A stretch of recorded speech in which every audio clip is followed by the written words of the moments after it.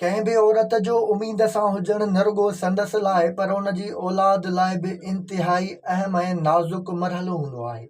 बदकिस्मतीअ सां घटि इल्मी ऐं बेबुनियाद ॻाल्हियुनि सबबि औरतुनि खे लगातार आराम जो चयो वेंदो आहे या वरी सिहत जो ख्यालु रखण जो चई ज़बरदस्ती खारायो पीआरियो वेंदो आहे, जेको हिकु ग़लति अमल आहे। असां हिते ॻोढ़ारी औरतुनि खे कुझु अहम मशवरा ॾेई रहिया आहियूं जिन ते अमल करण सां उन्हनि खे गैर मामूली फ़ाइदा थी सघनि था। नंबर 1, आराम न पर कुझु कम। तमामु ज़रूरी आहे त ॻोढ़ारी औरत रोज़ 30 मिंट वॉक करे। उन सां माउ ऐं ॿार ॿई सिहतमंद रहंदा आहिनि। हिक तहक़ीक़ मूजिबि हमल दौरान विचें दर्जे जी महिनत सां ॿार जा फिफड़ मज़बूत थींदा आहिनि। नंबर 2, पाणी ऐं खोराक। ॻोढ़ारी औरतुनि खे वधि खां वधि पाणी पीअणु घुर्जे ऐं सॼे ॾींहं में 5 खां 6 भेरा वक़्फ़े सां ग़िज़ाइयत सां भरपूर खाधा खाइणु घुर्जनि। खाधे में मेवनि ऐं सब्जियुनि जो मुनासिब इस्तेमालु कयो वञे।